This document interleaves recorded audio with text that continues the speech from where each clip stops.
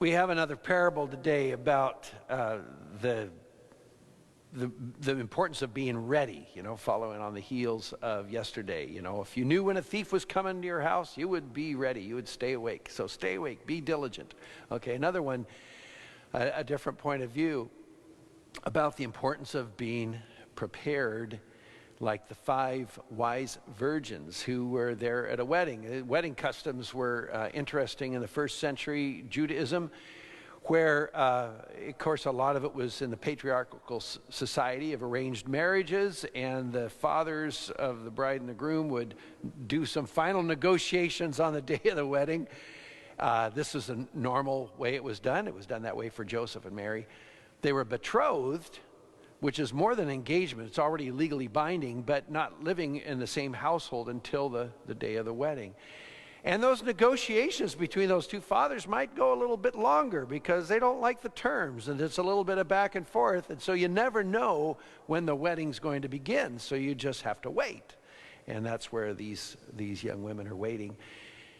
And it's something everybody would have known, this kind of experience. That's why Jesus can use it as a common story. But 5 didn't think to bring the extra oil and didn't think to be prepared in case it goes longer.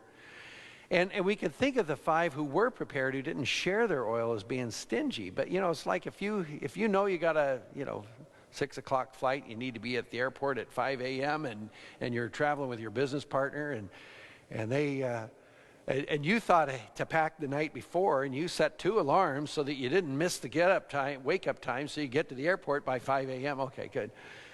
And then you get a text from your friend, and you're already at the airport, and they're saying, gosh, can you loan me some luggage? I didn't think to pack last night, and I missed my alarm, and can I be there with you? Well, no, it's too late. You're going to miss the flight. You can't give away your preparedness sometimes. So that's the point Christ is making. We need to be ready. And they're also young people, thanks be to God, they figure that out at a younger age. Hopefully the next wedding, there will be a chance for recovery. But what Christ is saying here, when it comes to the end, we need to be ready. And again, that's not just, as I mentioned yesterday, not just the end of the world, but the end of our own lives, or a time when we're called upon to be of service to Christ. We need to be ready at all times. Now, that's interesting, juxtaposed with St. Augustine, who was really a latecomer when you think about it. In fact, one of his famous quotes from his Confessions, his conversion was later in life, if you will. Late have I loved you, beauty so ancient and so new. Late have I loved you. See, as a young man, he didn't have any interest in Christianity. His mother was Christian, but he just thought that's superstitious. That's for foolish people who don't really understand or can't handle reality, or he just thought little of it. But she continually prayed for him and did penance, with fasting and sacrifices, which that's something that we can also utilize, prayer and fasting, or prayer and penances, to pray for our loved ones who are dear to us, who just don't get the faith. They're distant, or they might think of it as superstitious, or why do we need that, or why should somebody be telling me what to do? That's the stubbornness of St. Augustine. By the time he converted, it was part of it was that he was in Milan. And his mother then ended up in Milan, and St. Ambrose became her spiritual guide and encouraged her in that prayer, not the direct approach, but just pray for him and do penance.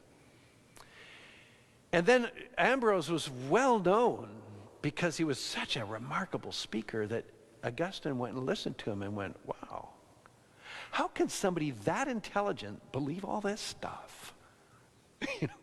And it got him to open his heart a little bit. And that and a few other experiences led to his conversion. And so Ambrose eventually baptized Augustine at the age of 33, he was an old man. 33 in the 4th century was pretty old. You have to remember, up until the 1900, a quarter of infants died in the childhood. And only half of humanity made it past the age of 15 or into adulthood. And so the life expectancy, 33, you beat the odds. Half of the people you went to grade school with were gone. Okay? That was a normal thing. We forget about that, about the ancient world. Death was very common, painfully common. And so, Augustine, he was thinking very late in life. And so he's making hay while the sun shines. He really applies himself because he's so taken by his faith. He's making up for lost time and commits himself to great enterprise and teaching. And he produced volumes of work. And if you've never read the Confessions of St. Augustine, I highly recommend it. It's written as an entire prayer to God. So here's a bit of it where he describes his conversion. Lo, you were within me, but I was outside. I was looking for other things. Shiny, shapely, beautiful things that you had made. He says, you were with me, but I was not with you. Those things, they held me back far from you. You called, you shouted.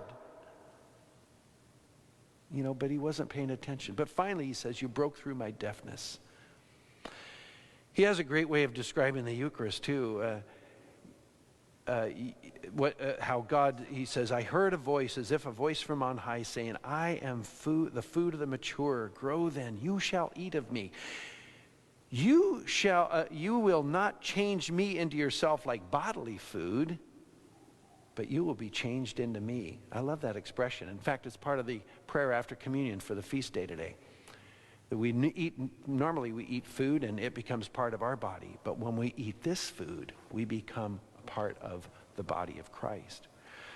You see, Augustine might have come late into the faith, and it made him, I think, patient with people who were kind of late into the faith. And I think it should make us patient with people. There's an urgency, but at the same time we have to exercise patience and just pray. Pray for the ongoing conversion of our world and especially our loved ones. I have a long list that I pray for every day for their conversion, because Augustine, is an example to us what amazing things can come forward.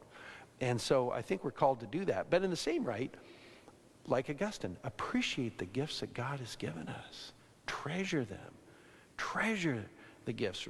So that keeps us from pointing our finger at people who, you wish you had faith.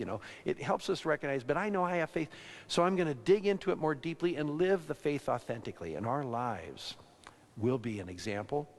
And then when opportunity arises, we're rooted in our faith, so we're more articulate in it and able to express it in ways of invitation to people to come to know Christ, as Augustine did so beautifully.